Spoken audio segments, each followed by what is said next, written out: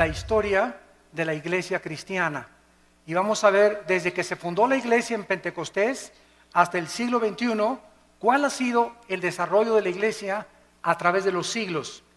Yo no voy a hablar solamente en contra de esta religión o en contra de aquella religión, voy a exponer simplemente lo que la historia dice acerca de la iglesia cristiana, lo que pueden encontrar ustedes en cualquier libro, en la Enciclopedia Británica, metiéndose a cualquier página del Vaticano o del protestantismo, ¿verdad? O del hinduismo, etcétera, etcétera. Pero es importante que ustedes como cristianos sepan y conozcan la historia de la iglesia cristiana. Muy bien, la iglesia cristiana, a la cual llamamos cristiana ahorita en el siglo XX, no es una religión. Vamos a partir de esta base. El cristianismo no es una religión. Religiones son el hinduismo, el budismo, el catolicismo romano, etcétera, etcétera. El cristianismo no es una religión, es una relación personal, viva y dinámica con un hombre. Tú puedes ser católico y no ser cristiano. Puedes ser protestante y no ser cristiano. Puedes ser mormón y no ser cristiano. Puedes ser testigo de Jehová y no ser cristiano. ¿Por qué? Porque la religión no te da el cristianismo, te lo da la persona de Jesús viviendo en tu vida. Entonces, el que tiene al Hijo, 1 Juan capítulo 5, tiene la vida.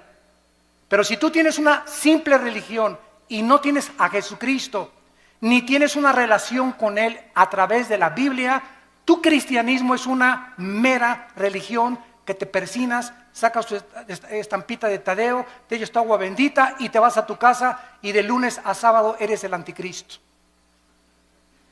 Entonces, el cristianismo es una persona que ha reconocido sus pecados delante de Dios, que reconoce que Cristo en una cruz pagó por ellos, que nunca hubiéramos podido pagar nosotros por nuestros pecados, que le invitamos a nuestra vida y de ahí en adelante comenzamos a caminar y a seguirlo todos los días a través de la Biblia. Jesús dijo: escudriñen las Escrituras porque ellas dan testimonio de mí. Cualquier persona que me diga que es cristiana y no lee la Biblia, no la medita, ni la estudie, su cristianismo es religioso.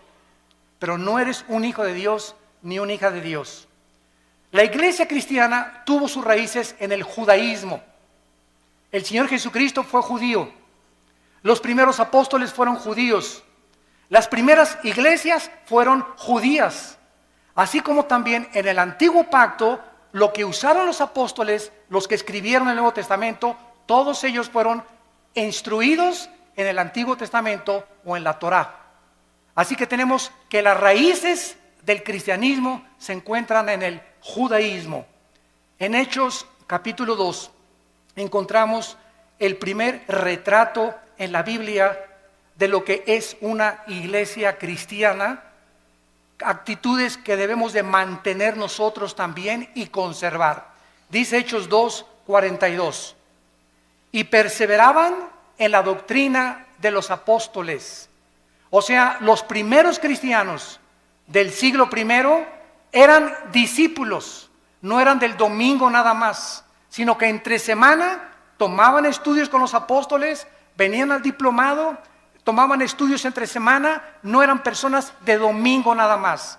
Los cristianos de domingo nada más son los religiosos, pero no los cristianos.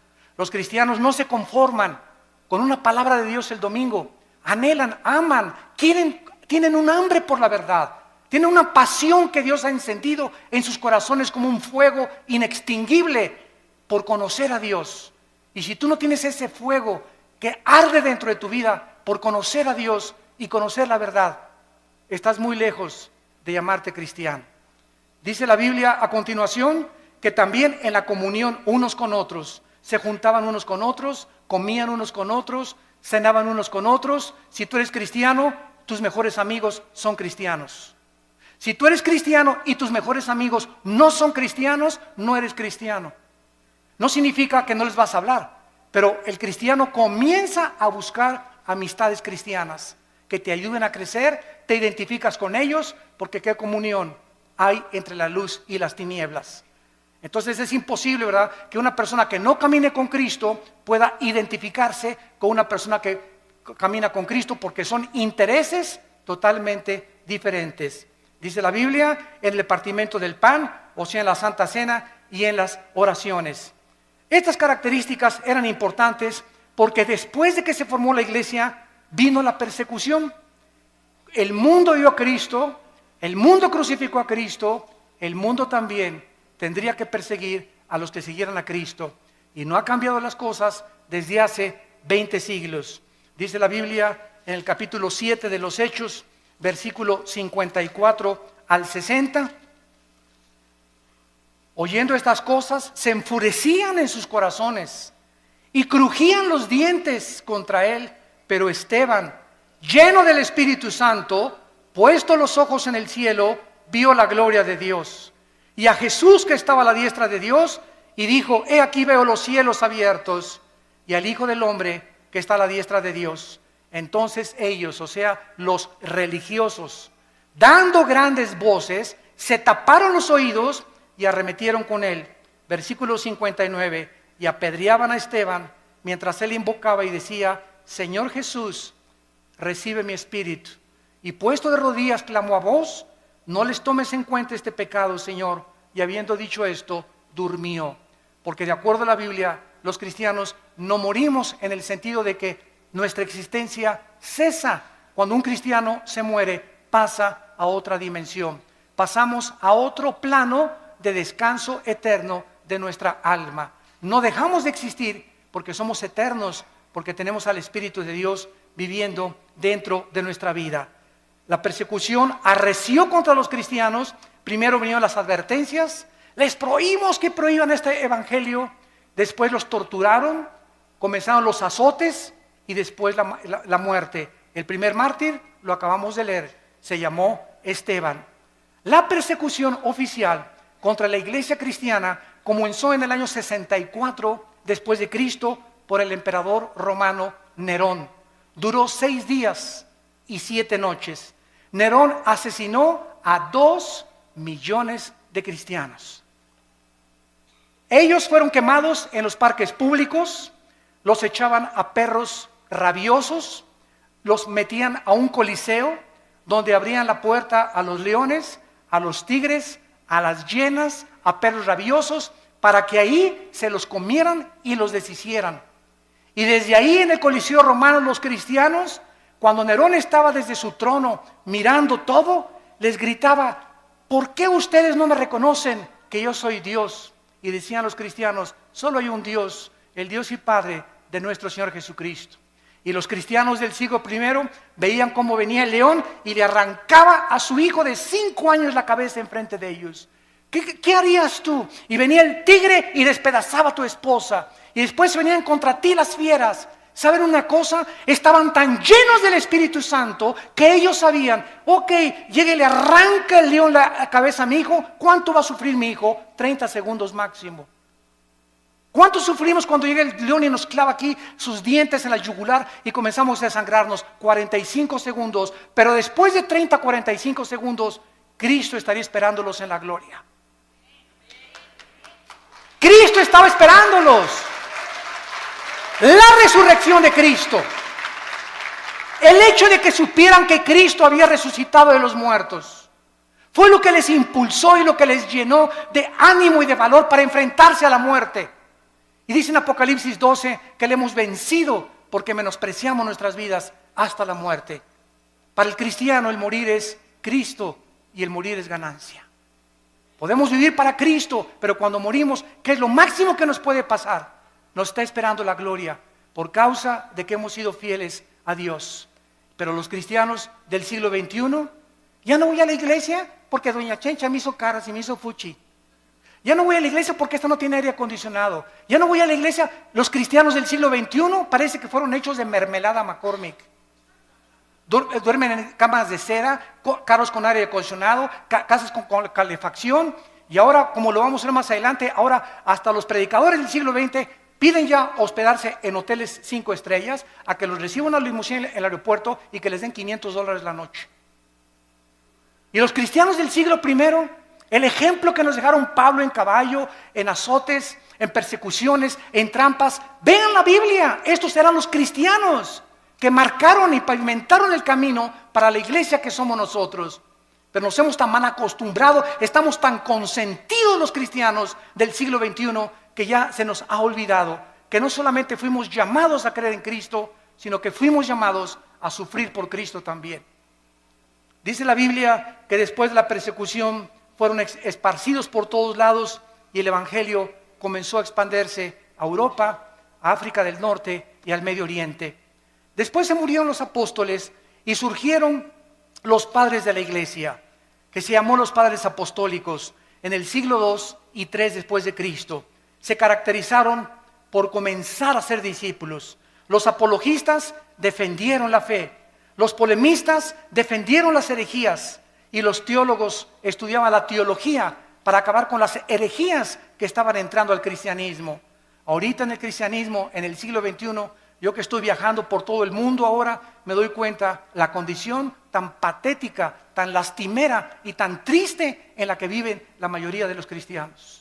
Se comen todo, lo creen todo, hemos llegado a abandonar la Biblia. Si un predicador es famoso le creen, pero ya no estudian la Biblia y ya no hay defensores de la fe, ni personas que tengan el celo de Dios de poder defender la palabra con su propia vida. Vino entonces después la famosa conversión en el año 337 después de Cristo de un emperador que se llamó Constantino. Escuchen, pasaron 3 siglos y no había papas. Pasaron 350 años sin tal cosa como que Pedro fue el primer papa. Si Pedro fue el primer papa, por favor, Virgen de los Remedios, ¿quién fue el segundo papa?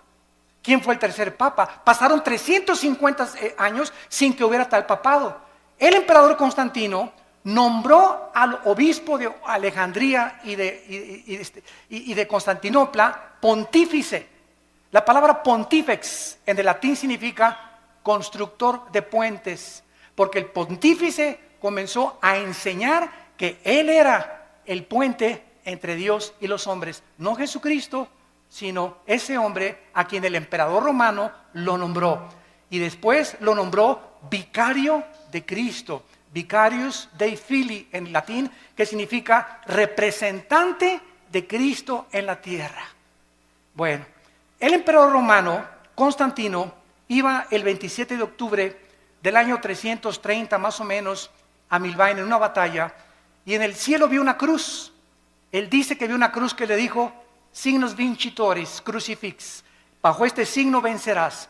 Constantino cesa la persecución del imperio romano contra los cristianos, ya no los persiguen a los cristianos, y él absorbe el cristianismo constantino como la religión oficial del imperio romano.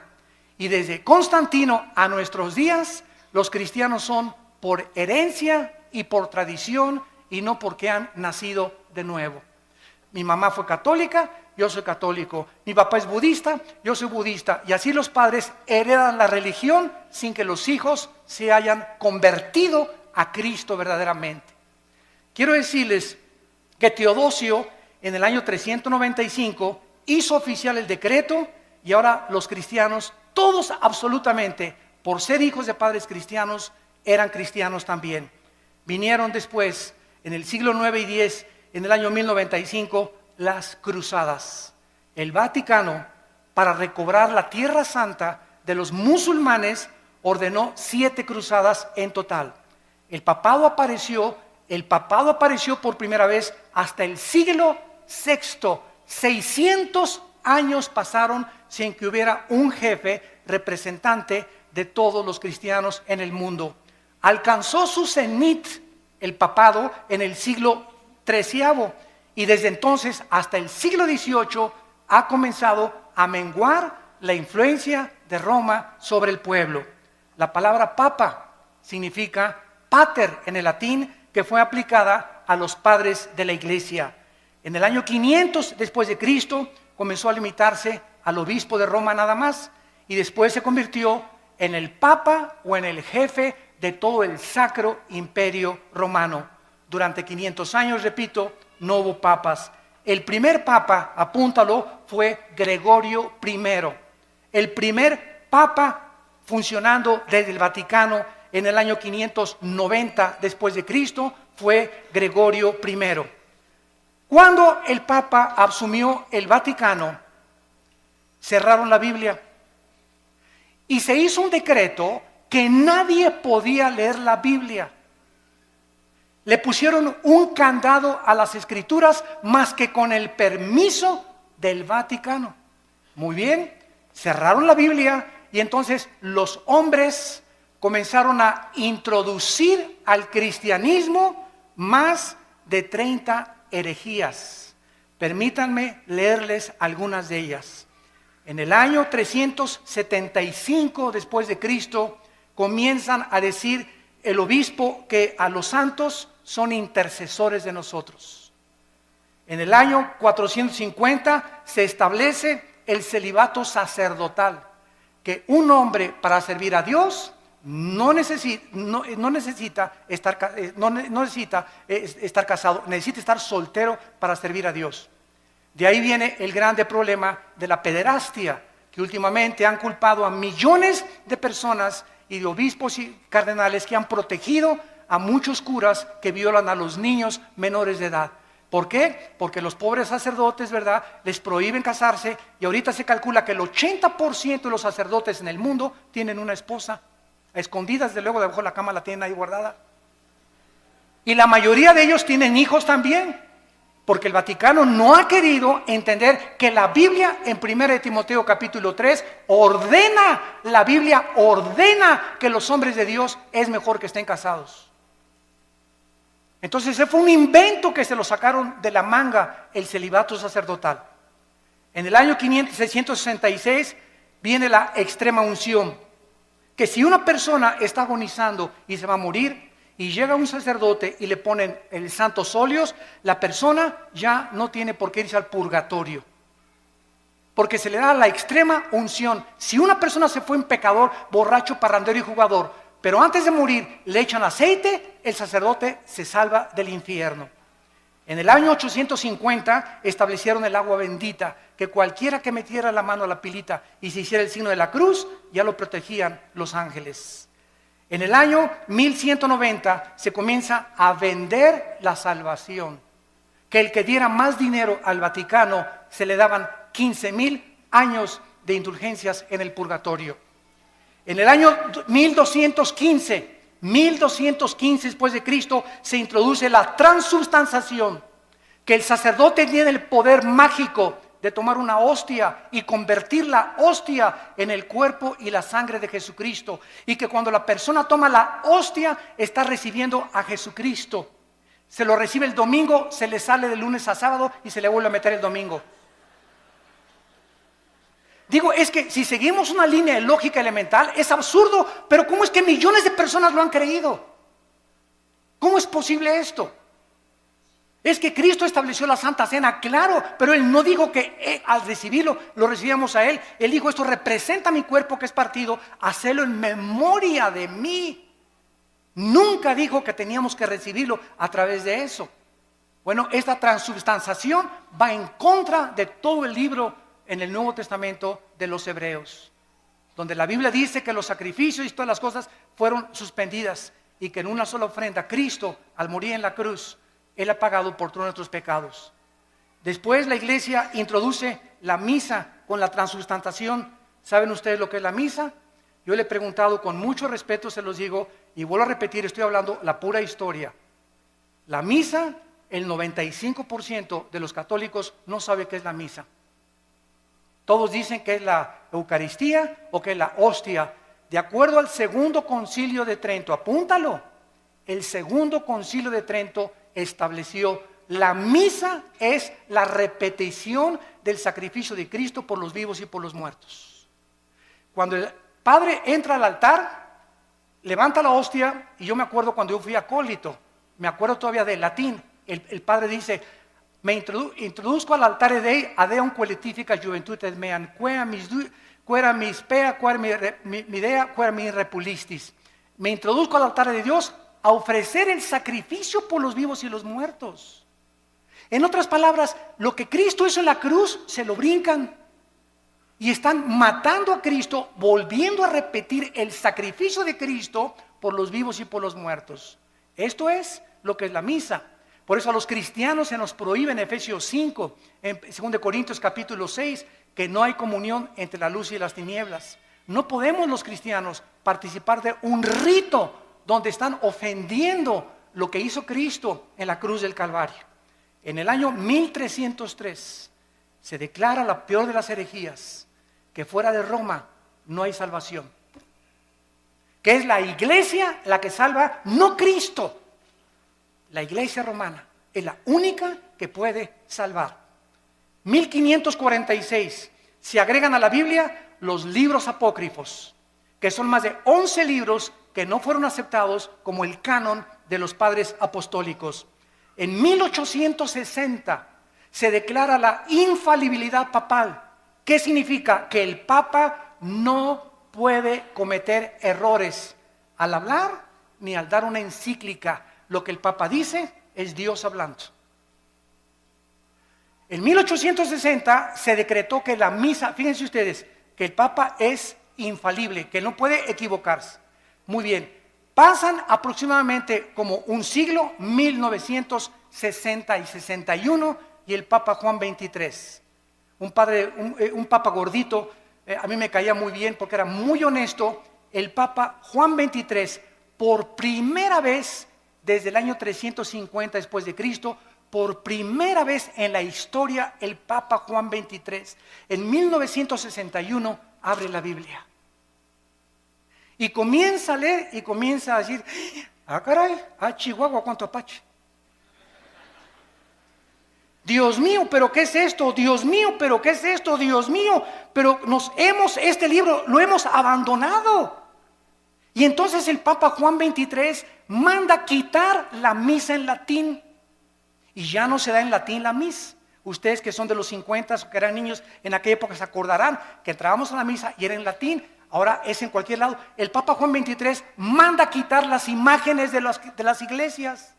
Porque él se da cuenta que los santos no merecen nuestra adoración. ¿Cómo nos vamos a hincar delante de una estatua? Y manda quitar las estatuas de todas las iglesias. Hay muchas que los siguen todavía llevando porque son iglesias muy radicales. Pero el 80% de las iglesias católicas en el mundo ya no tienen imágenes más que de María de vez en cuando. El Papa se declara infalible. En 1634 se promulga que solo el Papa puede decir quién es santo y quién no es santo en la famosa canonización. Que si una persona se muere, el Vaticano investiga si esa persona nunca rompió un plato. O si esa persona hizo un milagro, para que se le pueda decir que es santo. Si tú lees el Nuevo Testamento, y les digo a todos mis hermanos católicos en el mundo que nos escuchan, que son verdaderamente cristianos, todas las epístolas a los Corintios, a los Efesios, a Filipenses, a Colosenses, a Tesalonicenses, comienza Pablo a los santos de Corinto, a los santos de Filipo, a los santos de Efeso. La Biblia nos declara santos en vida, no después de muertos. ¿Por qué? Porque la palabra santo no significa que seamos buenos. La palabra agios en el griego, que se tradujo santo, significa apartados para el servicio de Dios. De buenos no tenemos nada más que a Jesús dentro de nosotros, porque somos unidos dentro de maldad. Y por eso no podemos confiar en la maldad tan grande que tenemos dentro todos nosotros. Lo único bueno que existe en nosotros es la vida de Jesús. Por eso el Espíritu Santo quiere que dejemos vivir a Cristo y morir nosotros a la carne y crucificar nuestras pasiones y deseos para que la vida de Jesús se pueda manifestar a través de nuestra carne mortal. Esa es la vida cristiana, dejar vivir a Jesús mi vida. No ya yo, sino Cristo vive en mí. Y lo que vivo ahora en la carne, lo vivo en la fe por el Hijo de Dios. En el año 2000,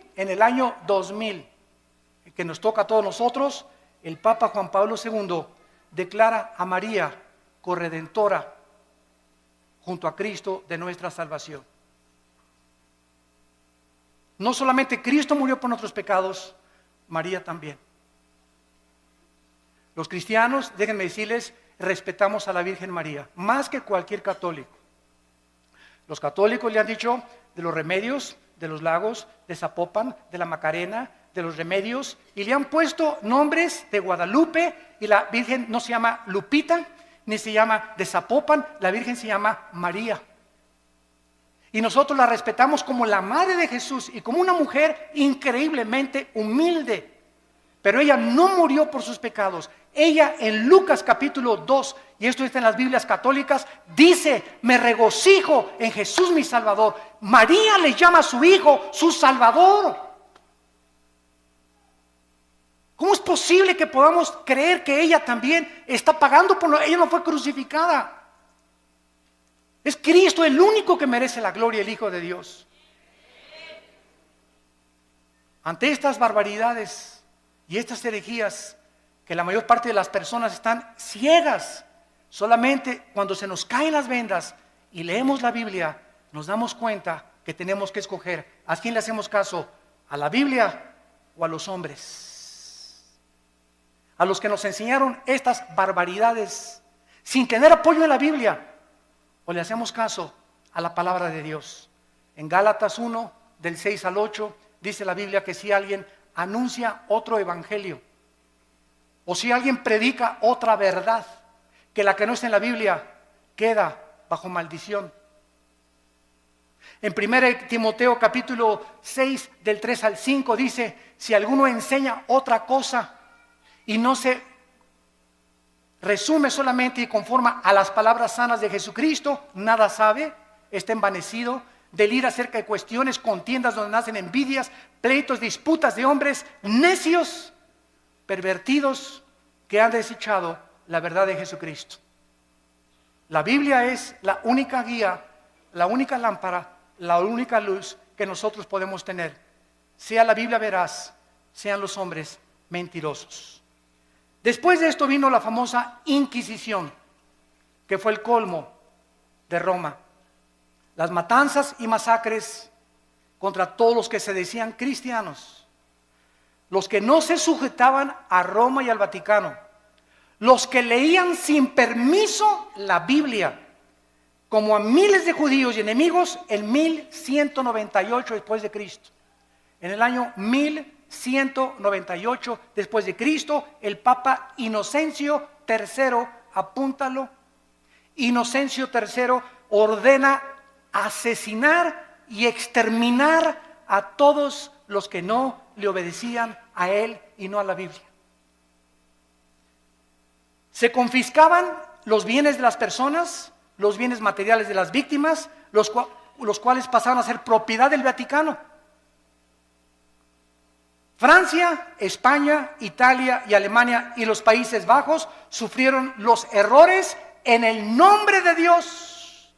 Se comenzó a matar a la gente en el nombre de Dios. La religión, no el cristianismo. Por eso comenzamos poniendo las bases. El hecho que lo hayan hecho en el nombre de Dios no era el Dios de la Biblia, era el Dios que ellos han inventado. Solo en los años 1540 a 1570, el Vaticano asesinó a más de 1 millón de personas, más de 1 millón de personas en el nombre de Cristo.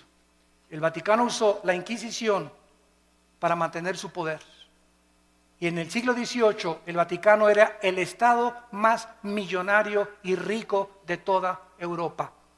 Ningún rey en Europa podía hacer nada, ni casarse con ninguna persona sin permiso de Roma. Se convirtieron en dictadores totales de Roma. En este tiempo se levantaron 4 hombres de Dios. Petrarca, en el siglo XII y en el siglo III, caudillo del Renacimiento italiano. Petrarca se paró enfrente del Vaticano y les gritó: cueva de ladrones, cueva del infierno. Lo crucificaron. Juan Wycliffe, profesor de la Universidad de Oxford, Inglaterra, predicó contra la tiranía espiritual del clero, se opuso a los papas, a los cardenales, a los monjes y defendió el derecho de que el pueblo podía leer la Biblia. Lo asesinaron.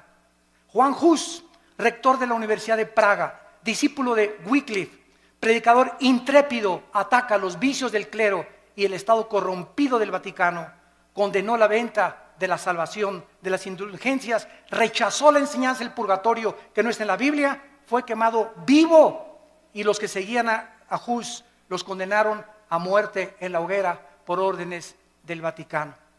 Giacomo Savonarola, originario de Florencia, Italia, denunciaba como un profeta hebreo el sensualismo, los vicios y los pecados del Vaticano, porque a los 12 años de edad comenzaron a nombrar papas. Había papas que tenían 12 años de edad, eran niños y los hicieron papas y nombraron a más del 45% homosexuales.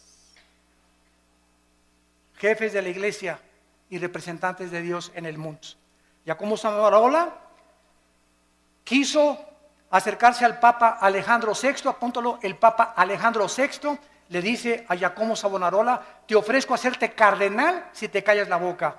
Él dijo: no me callo. Lo ahorcaron y lo quemaron en la Plaza Mayor de Florencia, 19 años antes que Martín Lutero publicara sus 95 tesis en la Catedral de Wittenberg, Alemania.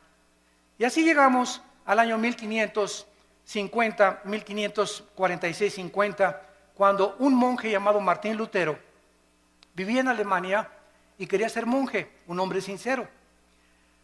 Y pasó por Alemania un hombre llamado Juan Tetzel. Y Lutero oyó desde el convento donde él estaba recluido que este hombre que envió el Vaticano traía una caja y pasó por todas las calles de Berlín y por todas las calles de Alemania anunciando: en el momento que ustedes pongan un chelín en la bolsa que traigo aquí en esta cajita, el Vaticano les va a quitar 5,000 años de purgatorio. Cuando Lutero oyó que el Vaticano estaba vendiendo la salvación, se horrorizó. Y entonces, de alguna manera, una Biblia llegó a sus manos y leyó en Romanos 1:17: el justo por la fe vivirá. No por las obras ni por lo que demos a la iglesia, sino por lo que Cristo hizo en la cruz. Entonces, él se levantó totalmente del monasterio, se salió y fue a la catedral de Wittenberg y escribió Lutero las 95 tesis que decían: esto dice la Biblia, esto dice el Vaticano. Lo clavó en la catedral de Wittenberg en Alemania, pues se armó la revolución. Agarraron las tesis, se las mandaron al Papa, y pues ya saben ustedes, ¿verdad?, que lo mandan llamar a Martín Lutero, y el Papa Sixto IV en el año 1476 había iniciado la doctrina de que se podía comprar la salvación con dinero. ¿Se parece a la iglesia del siglo XXI? Al ratito llegamos para allá. La venta de estas indulgencias era un permiso para pecar. O sea, tú puedes ser adúltero, tú puedes fornicar antes de casarte, pero si das dinero, se te perdonan los pecados. En 1517, Juan Tetzel comenzó a perdonar a todo mundo, y en el 31 de octubre de 1517, Martín Lutero clava las 95 tesis en Alemania. El Papa León X excomulga a Lutero porque Roma podía mandar al infierno a los que ellos querían. Se llama la excomunión. Y le dijo a Lutero: te damos un mes, Lutero, para que te retractes de lo que acabas de decir. Lutero quemó públicamente la bula papal del Papa, y entonces Carlos V, emperador del Sacro Imperio Romano, Alemania, Austria, España y Países Bajos, invitaron a Lutero para que se presentara y se negara de lo que él había dicho. Lutero llegó y estaban como 100 cardenales del lado derecho, como 100 cardenales del lado izquierdo, y el Papa sentado en su trono. Y le dijo el Papa enfrente de todos el juicio que le hicieron: Martín Lutero, niegas lo que tú escribiste. Y Lutero llegó con la Biblia. Y Lutero dijo: aquí están las Sagradas Escrituras. Si cualquiera de ustedes que están aquí me demuestran con la Biblia que yo estoy equivocado, me arrepiento y niego lo que yo escribí. Nadie se pudo levantar para debatir a Lutero, porque nadie había leído la Biblia en 500 años. Todo era lo que los hombres habían inventado. Lo declararon muerto a Lutero, lo sentenciaron a muerte el Vaticano, y entonces los amigos o los príncipes alemanes le escondieron y le protegieron. En 1529 el Vaticano prohíbe las enseñanzas luteranas y les llama a los que seguían a Lutero protestantes. Por primera vez, por protestar contra lo que el Vaticano enseñaba. En el año 1559 había más de 400,000 protestantes y les cambiaron el nombre a hugonotes. El Papa Paulo III ordena el exterminio y funda un grupo llamado los jesuitas. Los jesuitas, dirigidos por un hombre soldado llamado capitán del ejército Ignacio de Loyola, para que él tuviera la autoridad del Vaticano con el ejército de los jesuitas de matar a todos los que leyeran la Biblia. Ir de casa en casa, y el que tuviera una Biblia, los jesuitas lo asesinaban y le quitaban la vida. Catalina de Médicis, madre del rey, ordenó matar el 24 de agosto de 1572 a más de 700,000 cristianos en un solo día. En memoria de la matanza, mandó el Vaticano a acuñar una moneda que se llamó la moneda de Médicis, para celebrar que habían matado a 700,000 cristianos. Bueno, en 1607 viene toda la persecución en Europa. ¿Y qué hacen los cristianos en Europa? Se van a Inglaterra, huyendo del Vaticano, y agarran barcos, y entonces los cristianos comienzan a navegar y llegan a Estados Unidos. En el año 1607 llegaron los puritanos al estado de Virginia. En 1639 llegaron los bautistas al estado de Virginia, en Rhode Island, bajo el liderazgo de Roger Williams. En 1681 llegaron los cuáqueros al estado de Pensilvania. Y todos estos grupos que llegaron a Estados Unidos llegaron a América con la Biblia. Todos venían con la Biblia. ¿Se acuerdan la televisión, la serie que había que se llamaba Los Pioneros? Estados Unidos es la primera nación en el mundo, en la historia, la primera nación fundada en este libro. La Constitución la hicieron basada en la Biblia, a las monedas les pusieron In God We Trust, en Dios confiamos, y todo comenzó a crecer con la palabra de Dios. Después vinieron las misiones y tenemos las vidas como David Livingstone, Hudson Taylor, que se fueron a la China a evangelizar a los chinos, a Guillermo Carey a la India, Morrison, Moffat, todos estos hombres que dejaron el confort de sus vidas y se fueron a predicar el evangelio al mundo entero. Y entonces llegamos al siglo XIX, o el siglo, finales del siglo XIX, principio del siglo XX, cuando comienza la apostasía de las iglesias protestantes o cristianas, como les llamamos ahora, evangélicas. A mediados del siglo XIX, escúcheme con cuidado, todas las principales universidades norteamericanas, escuchen, Harvard, Princeton y Yale, fueron fundadas por pastores.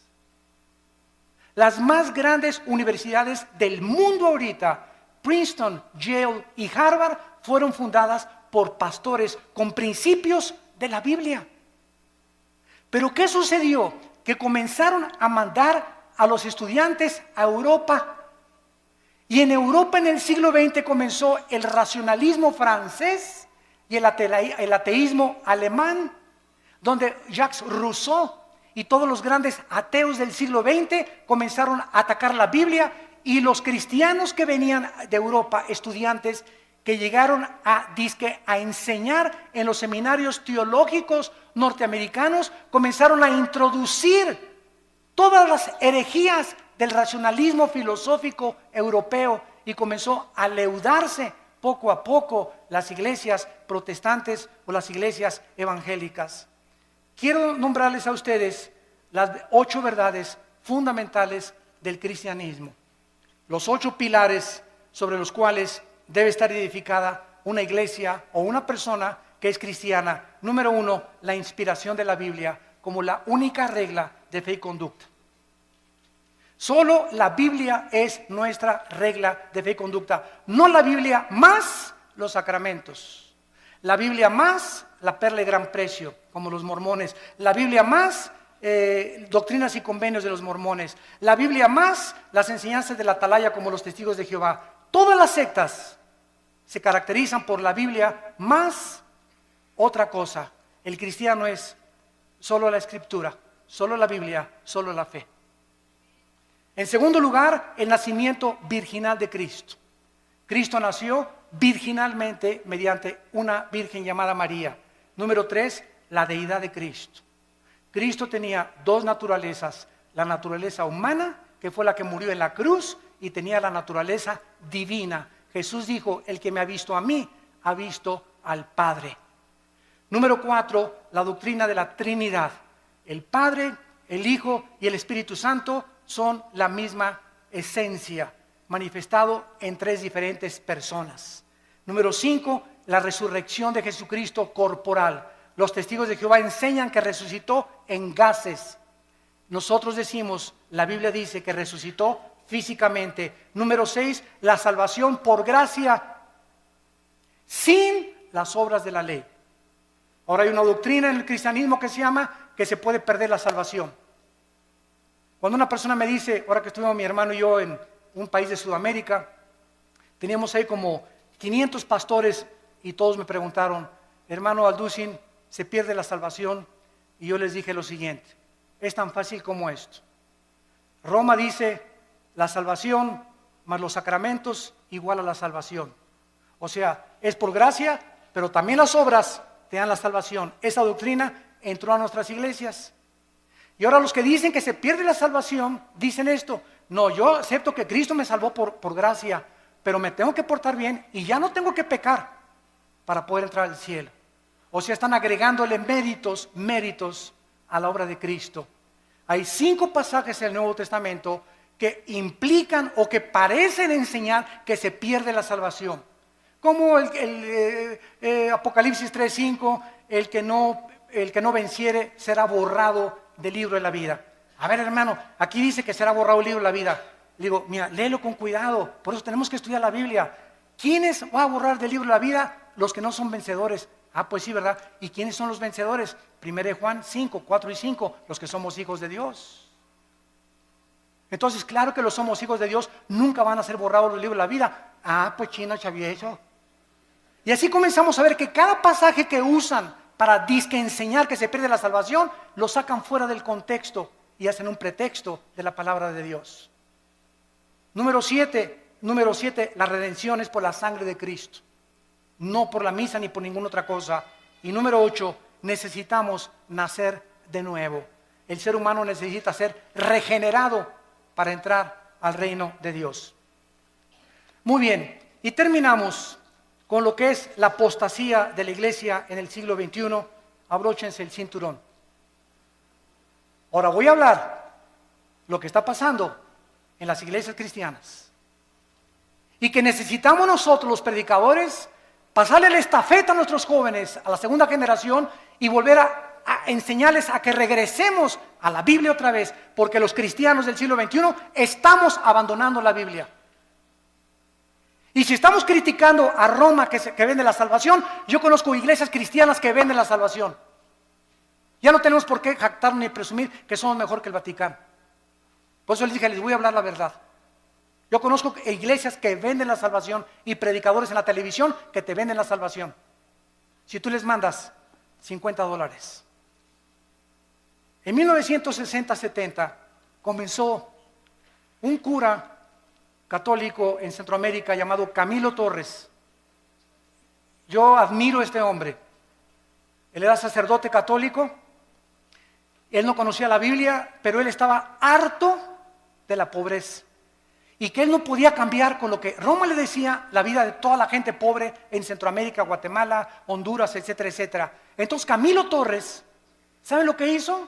Agarró un AK-47 y formaron grupos armados para poder comenzar a usar el comunismo y a través de la liberación de los estados opresores dictatoriales, quitar la pobreza a la gente. Esto se llamó la teología de la liberación, que fue una mezcla de cristianismo con el comunismo.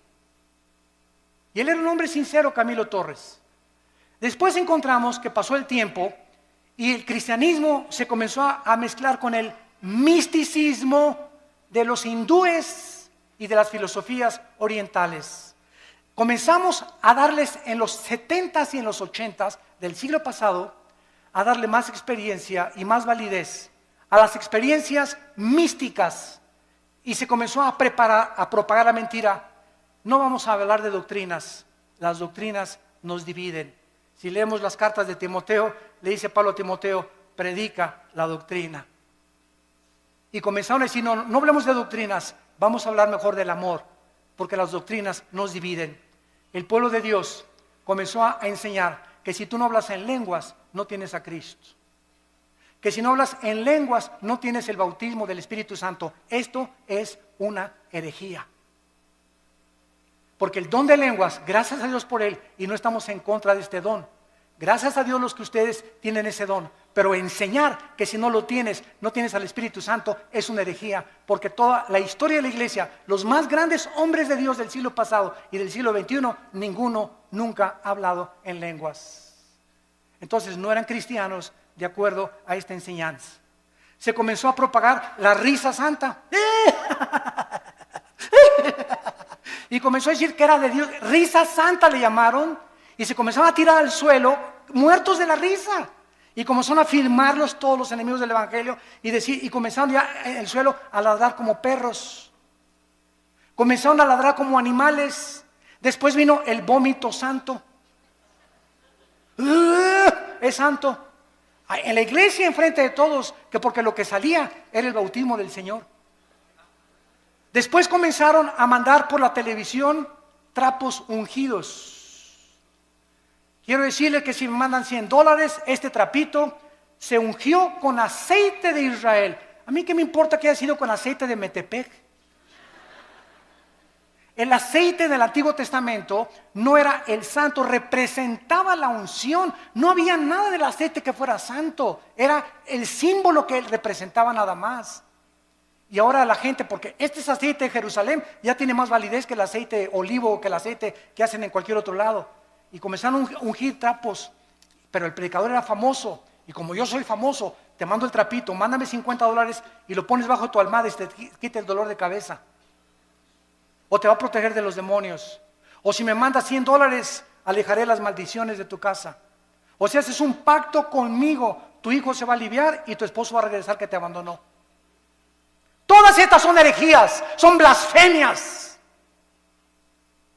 de la palabra de Dios, que tenemos que combatirlas, aunque nos cueste, como lo hemos dicho antes, nuestras propias vidas, nuestros propios intereses. Yo se los digo, a mí me han prohibido tantas cosas y tantas iglesias y tantos países la entrada. Hermano, yo tengo ya mi foto en casi todos los países, como persona no grata a las iglesias carismáticas. Porque tienen miedo de que hablemos la verdad, por las barbaridades en las que se han metido. También se ha comenzado a enseñar, aparte de las lenguas, la risa santa, el vómito santo, contorsiones, y comenzaron las apariciones hace 10 años, que estaba cayendo del cielo oro y piedras preciosas. Polvito santo del cielo, está cayendo oro. Hermano, míreme las manos, es diamantina, menso. Alguien se juntó contra el ventilador y puso diamantina, burro. Me está cayendo oro del cielo. ¿Quién puede imaginarse que Dios le va a interesar mandarnos oro del cielo? Dice Proverbios, busque la sabiduría más que las piedras preciosas. Increíble. Dios me parchó la muela y tengo ya un tapón de oro, hermano. A Dios te pone una muela nueva, menso. No te pone un parche ni te la tapa. Dios hace las cosas nuevas totalmente. Todas estas cosas han entrado a la iglesia y el pueblo las ha aceptado por no conocer la palabra de Dios. Y luego también en las reuniones. Y voy a iglesias y yo les digo a mis pastores, denle un zap en la cabeza atrás de esa persona.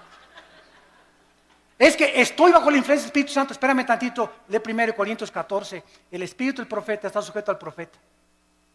Entonces, no hay tal cosa como que alguien pierde el control y comienza como alambre eléctrico así en la cabeza, ¿verdad? Que lo lleven al manicure. Que venga el psiquiátrico por él.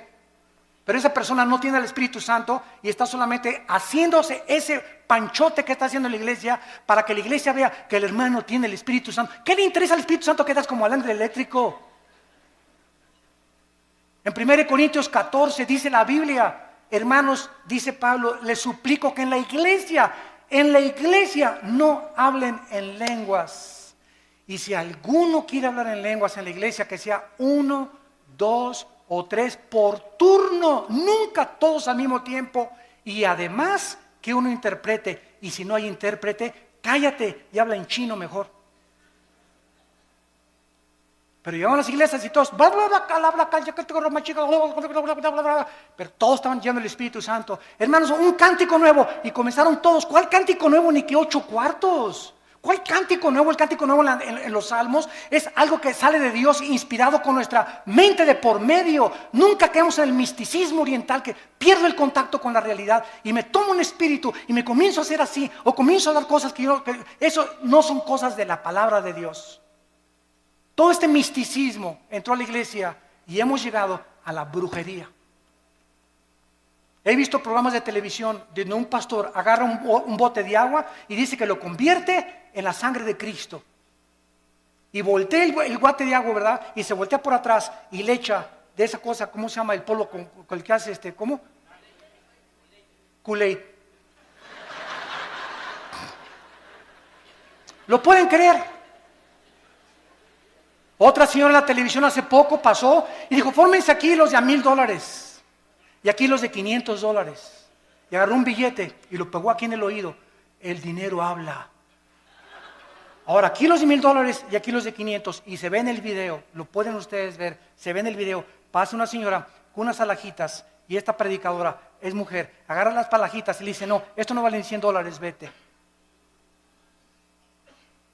Cuando la Biblia dice, cada quien dé como propuso en su corazón, ¿cómo puede alguien atreverse a decir que es predicadora o que es profeta cuando ella tiene que decirles, si te das de 1,000 o te das de 500, que no sea menos de 500 ni menos de 1,000? Los de 1,000 aquí y los de 500 acá. Los de 1,000, denme su libro porque van a ser mis discípulos preferidos. A eso está llegando la iglesia cristiana y todos están como mensos, creyéndose todo, comiéndose todo, y ya no hay discernimiento absolutamente de la palabra de Dios. Y ahora viene también la teología de la prosperidad. Virgen de la Macarena.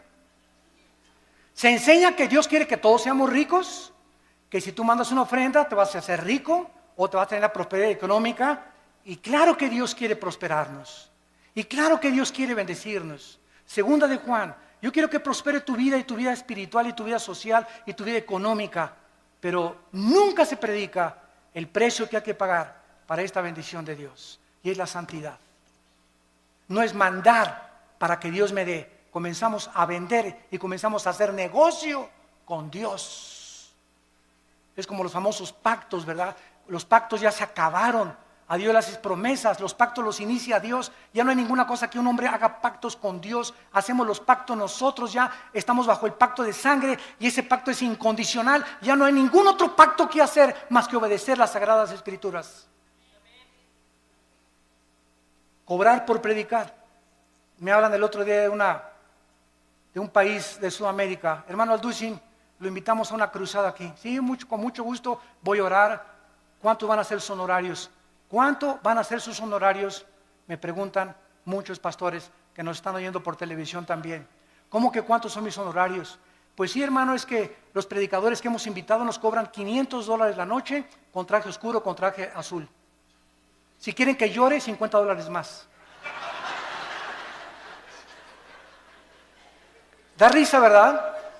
Pero es la verdad.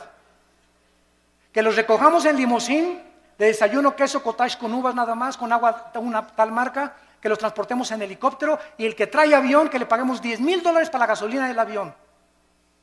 O sea, el hermano viene nomás 3 días y le pagan la gasolina de un mes. Y les digo a los hermanos pastores, esos son mercenarios del Evangelio. Mercenarios del Evangelio, blasfemos del Evangelio. Dice 1 Corintios capítulo 9. Versículo 16, 1 Corintios 9, 16. Si anuncio el Evangelio, dice Pablo, no tengo por qué gloriarme. Me es impuesta necesidad. Y ay de mí si no anunciar el Evangelio, por lo cual, si lo hago de buena voluntad, recompensa tendré. Pero si de mala voluntad, la comisión me ha sido encomendada. ¿Cuál es mi galardón? Que predicando el Evangelio, presente gratuitamente el Evangelio de Cristo. ¿Qué me dicen los hermanos? Bueno, ¿qué nos pide entonces, hermano Alducin? Miren, pues págame el avión y un hotel, no importa si es una estrella. Ahora que fui a Guatemala estuve en un hotel, ¿verdad? De una estrella, creo que el ventilador casi me cae en la cabeza. Anduve 2 veces en burro y en caballo. No había ni en qué transportarme al estadio donde fue la cruzada de casi la mayoría de indígenas. Imagínense ustedes, ¿somos mejores que Cristo y que Pablo nosotros? ¿Qué pastores pirruration y qué nada? Exigir esas cosas, ¿cómo es posible? Que hemos llegado a ese grado. Nos hace llorar, nos hace hervir de enojo con una ira santa contra la palabra de Dios. Lo que han hecho estos hombres y que están aceptándose como algo normal, porque lo peor de todo es que ya es algo normal, se está aceptando igual ya, los músicos igual, $15,000 si quieren un concierto. Oiga, pues que no se pague la vez, pues junten dinero y que los mande su iglesia. Nunca el cantante o el predicador es un negocio, es un ministerio llamado por Dios. Yo les digo a los hermanos, páganme el avión y el hotel, si me quieren acostar en el suelo, una cama de piedra, una cama de piedra. ¿Por qué acepto la invitación? Porque oré y Dios me quiere mandar a ese país. Y ¿sabe una cosa? Si ustedes me quieren dar una ofrenda, dénmela. Y si no me quieren dar una ofrenda, no me la den, porque yo no voy por ustedes, yo dependo del Dios Altísimo que está en el cielo.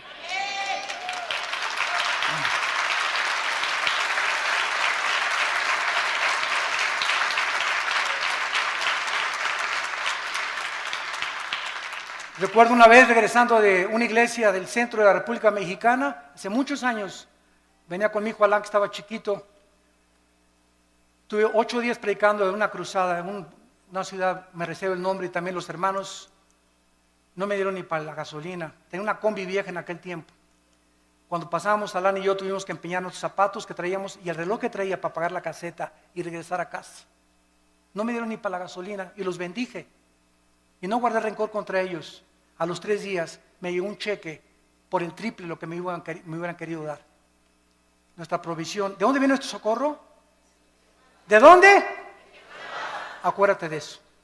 Acuérdense eso, predicadores que me están escuchando. Nuestro socorro viene de arriba, no de los hombres, ni el aplauso de los hombres también. Y finalmente hemos llegado ya al final del siglo XXI, donde ahora la última herejía se llama el ecumenismo. Predicadores cristianos están permitiendo que ministros católicos, budistas o de otras religiones ocupen los púlpitos cristianos. Estamos uniéndonos, dizque para que todos seamos uno. Espérame tantito, podemos ser unos mediante la verdad. No, el amor sin la verdad no es amor, es pasión. Y es solamente algo que brota de la carne. Es que mis hermanos católicos, mis hermanos mormones, espérame tantito, dice la Biblia que hermanos somos los que tenemos a Cristo. No le llames hermanos a cualquiera, todos somos criaturas de Dios, pero a los que le recibimos nos dio la potestad de ser hechos hijos de Dios. Así que, discúlpame, pero no eres mi hermano. Eres mi hermano si tienes a Cristo en tu vida. Y esto es lo que nos muestra la palabra de Dios. Yo soy el camino, dijo Jesucristo, yo soy la verdad y yo soy la vida. No hay ningún otro nombre dado bajo el cielo a los hombres en que podamos ser salvos. Hermanos en Cristo y los que nos ven por la televisión, es hora de regresar a la Biblia. Es hora de volver a desenterrar estas verdades escondidas que están siendo pisoteadas y aceptadas por el mundo entero. Aunque seamos desechados y rechazados, porque los hombres de Dios al final quedan solos en su vida. ¿Somos más grandes que Cristo? Abandonado por todos los discípulos. ¿Somos más grandes que Pablo? En una prisión en Roma, Pablo me abandonó, Alejandro, el calderero, el único que tenía era Timoteo. ¿Dónde están todos los que sané, dijo Cristo en la cruz? ¿Dónde están todos los demonios que le saqué a las personas? ¿Dónde están todas las personas que multipliqué el pan y les alimenté? Cristo murió solo en la cruz. ¿Somos mejores que Él? ¿Y por qué buscamos entonces la grandeza el reconocimiento y el aplauso de los hombres o una posición de autoridad en la iglesia. No busques grandezas, dice el profeta Jeremías. Busca a Jesucristo con todo tu corazón, con todas tus fuerzas y con toda tu alma, porque es el más grande mandamiento de todos. Oremos. Padre, te damos gracias por estas verdades de tu santa palabra. Levanta una generación nueva, Señor. Hombres inflamados y con la pasión del Espíritu Santo. Que contendamos ardientemente por la fe que nos ha sido dada una vez, nada más. Pero ustedes, amados, tengan memoria de las palabras que antes fueron dichas por los apóstoles de nuestro Señor Jesucristo. Que en los últimos tiempos vendrían burladores, andando según sus malvados deseos. Padres abandonando a sus hijos, madres abandonando a sus hijos, jóvenes dándole rienda suelta a sus pasiones sexuales, divorcios, pederastia y depravación moral. Estos son los que causan divisiones, los sensuales que no tienen al Espíritu. Pero ustedes, amados, edifíquense sobre vuestra santísima fe, orando en el Espíritu Santo. Consérvense en el amor de Dios. Esperemos la misericordia de nuestro Señor Jesucristo para vida eterna. Algunos que dudan, convéncenlos. A otros, sálvenlos arrebatándolos del fuego. Y de otros, tengan misericordia, porque aún su ropa está contaminada por tanto pecado. Y aquel que es poderoso para guardarlos sin caída y presentarlos sin mancha delante de su gloria con gran alegría, al único y sabio Dios, nuestro Salvador, sea gloria y majestad, imperio y potencia, ahora y por todos los siglos.